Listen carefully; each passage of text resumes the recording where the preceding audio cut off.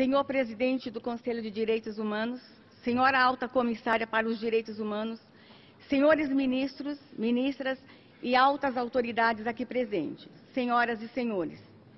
Passados poucos dias do início do governo, em muita me honra a oportunidade de representar a pátria amada Brasil nesta 40ª sessão do Conselho de Direitos Humanos da ONU. Agradeço profundamente a confiança em mim depositada pelo presidente da República, Jair Bolsonaro. Quero assegurar a todos o compromisso inabalável do governo brasileiro com os mais altos padrões de direitos humanos, com a defesa da democracia e com o pleno funcionamento do Estado de Direito. Esse compromisso está consagrado na decisão do presidente Jair Bolsonaro de fortalecer o Ministério de Direitos Humanos na forma e estrutura de governo, agora denominado Ministério da Mulher, da Família e dos Direitos Humanos. A nova pasta tem competências ampliadas e estrutura unificada, o que permitirá desenvolver políticas públicas abrangentes em direitos humanos. Defenderemos tenazmente o pleno exercício por todos do direito à vida desde a concepção. E a segurança da pessoa, em linha com a Declaração Universal dos Direitos Humanos e o Pacto Internacional de Direitos Civis e Políticos, bem como, no âmbito regional, com o Pacto de São José da Costa Rica. Em todas nossas ações, a Constituição Federal do Brasil será nosso guia, nosso norte, nosso mapa. Como pode ser atestado pelo próprio nome da pasta que dirijo, políticas de proteção e defesa dos direitos da mulher terão um tratamento prioritário. Não pouparemos esforços no enfrentamento da discriminação e da violência contra as mulheres, sobretudo o feminicídio e o assédio sexual. É compromisso dessa ministra e do presidente Jair Bolsonaro fazer com que as políticas públicas sejam destinadas a todas as mulheres da nação brasileira. Vamos alcançar, portanto, mulheres muitas vezes invisíveis, que integram povos e comunidades tradicionais, como as mulheres indígenas, quilombolas, pescadoras artesanais, as quebradeiras de cocos, as ribeirinhas, as ciganas, entre outras. Destaco, a propósito, que existem, além dos povos indígenas, mais de 20 povos tradicionais no solo brasileiro. Da mesma forma, tomaremos as medidas ao nosso alcance para garantir o bem-estar e o melhor interesse de todas as crianças. Nada mais, em linha com as minhas prioridades pessoais e profissionais, do que a campanha de conscientização nacional que estamos lançando para a prevenção do suicídio e da automutilação de crianças, jovens e adolescentes. No contexto da proteção da família, nosso foco será o fortalecimento dos vínculos familiares. Além disso, redobraremos os esforços para prevenir a mortalidade materna, neonatal e infantil. Buscaremos revigorar o Bolsa Família, por meio de desembolso do 13º benefício, ao mesmo tempo que realizaremos a auditoria para coibir irregularidades e excessos. As medidas de promoção e de proteção dos direitos das pessoas com deficiência serão intensificadas nessa administração. Definimos como meta prioritária para os primeiros 100 dias de governo regulamentar a Lei Brasileira de Inclusão da Pessoa com Deficiência, de forma a assegurar, na prática, o que na lei determina no papel. Estamos comprometidos em avançar de forma decidida com a inclusão nas escolas e a acessibilidade nas cidades. As pessoas com deficiência estarão no centro de todas as decisões que os afetem. Foi com alegria e com muitos aplausos que os brasileiros receberam o anúncio que a secretária nacional dos Direitos da Pessoa com Deficiência é a professora e mestranda Priscila Costa, que é surda desde o nascimento. Pela primeira vez no Brasil, uma pessoa surda ocupa cargo de alto escalão no governo. Acrescento que, por meio da Secretaria Nacional de Promoção e Defesa dos Direitos da Pessoa Idosa, que integra o Ministério que dirijo, conferiremos a este crescente segmento da população brasileira a especial atenção sob a ótica dos direitos humanos. No domínio do combate ao racismo e à discriminação racial, reafirmamos o apoio do Brasil à implementação da Década Internacional das Pessoas Afrodescendentes e ao Fórum Permanente de Pessoas Afrodescendentes, assim como a negociação de uma Declaração de Direitos dos Afrodescendentes. Em âmbito interno, daremos prioridade à implementação de programas e políticas efetivas, a fim de assegurar o respeito do importante legado legislativo que herdamos. Reiteramos igualmente nossa determinação de combater a violência e a discriminação contra pessoas LGBT. Para tanto, o Ministério conta com diretoria específica e técnicos capacitados para desenvolver relevante trabalho nesta área. O Brasil também segue comprometido com a proteção dos corajosos defensores de direitos humanos, cujo trabalho contribui para a plena fruição dos direitos humanos por todos. Com essa preocupação, reforçamos o Programa de Proteção de Defensores de Direitos Humanos, que passou a incluir explicitamente comunicadores sociais e ambientalistas em seu escopo. Defenderemos com todas as nossas forças o direito à saúde a todos. Nosso programa de HIV/AIDS, referência mundial, terá continuidade e será fortalecido. Há poucas semanas, participei de um simpósio sobre doenças raras, o qual contribuiu para construir importante consenso político sobre a matéria. No Ministério da Mulher, da Família e dos Direitos Humanos, determinei a criação de uma coordenação nacional específica para acompanhar o assunto na perspectiva dos direitos humanos. Os raros são, para o atual governo brasileiro, raros e muito preciosos.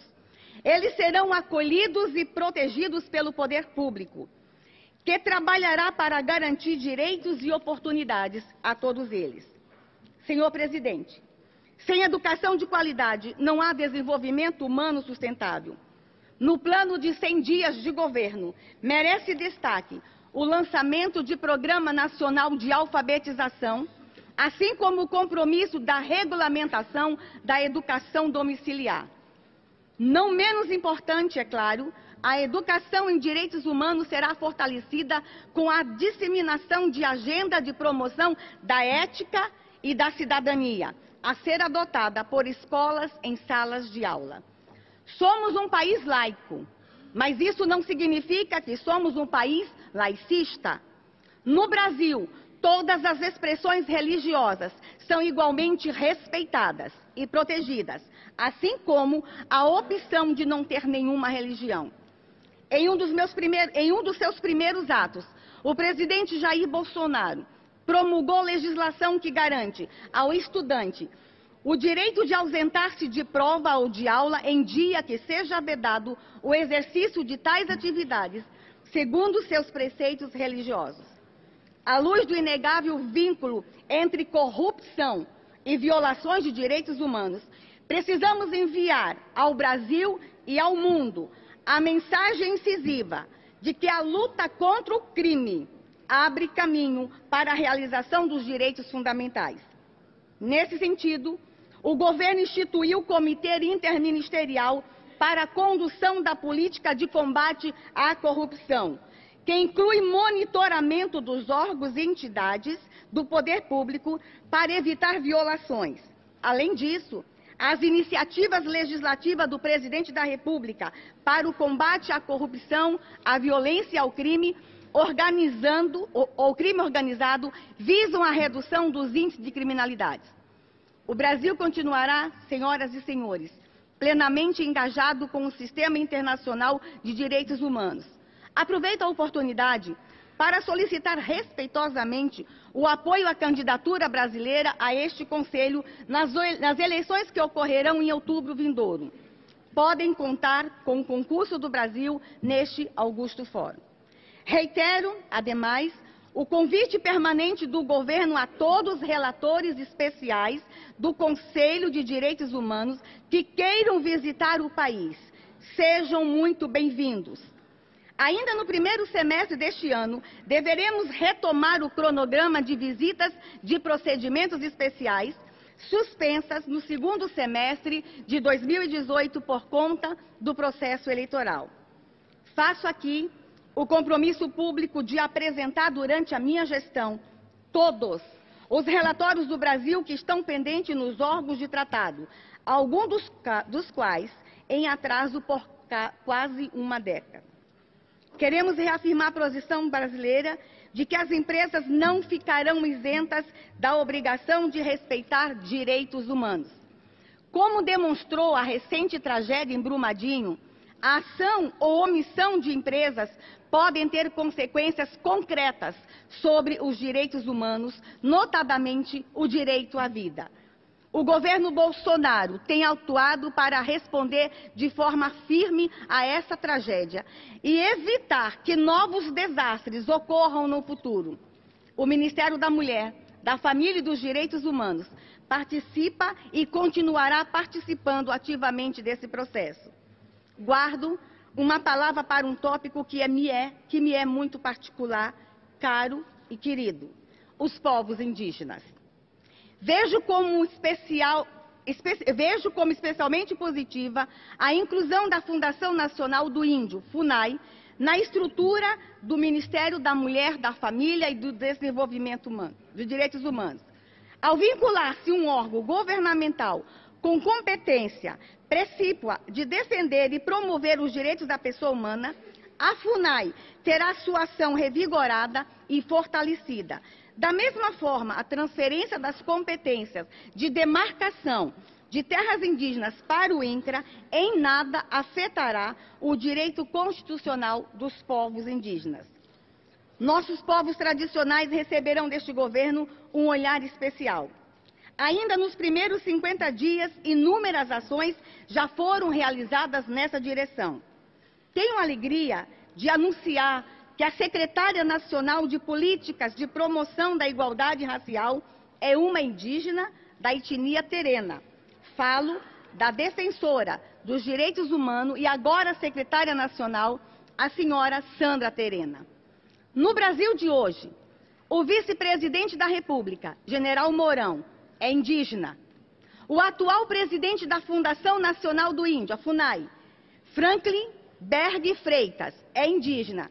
E esta ministra da Mulher, da Família e dos Direitos Humanos, há mais de 2 décadas, milita em defesa das mulheres e crianças indígenas. E é também mãe, sócia afetiva de uma jovem indígena da etnia Camaiurá. Me permitam, a mais linda indígena do mundo, minha filha, Caiu Titi Lulu Camaiurá. Nesse quadro, renovo o compromisso do governo brasileiro com a proteção plena dos direitos dos povos indígenas, principalmente dos povos de primeiro contato. Portanto, saibam que o compromisso deste governo é com a proteção de todos os povos indígenas. Ao concluir, não poderia deixar de expressar a preocupação do governo brasileiro com as persistentes e sérias violações de direitos humanos cometidos pelo regime ilegítimo, repito, regime ilegítimo do ditador Nicolás Maduro. O Brasil uniu seus esforços do presidente encarregado Juan Guaidó, não para intervir, mas para prover imediata ajuda humanitária ao povo venezuelano. O Brasil apela à comunidade internacional a somar-se aos esforços de libertação da Venezuela, reconhecendo o governo legítimo de Guaidó e exigindo o fim da violência das forças do regime contra sua própria população. Agradeço, senhor presidente, primeiro na língua indígena tupi, dizendo Cuecatu Reté, E agradeço também, na língua brasileira de sinais, dizendo obrigado.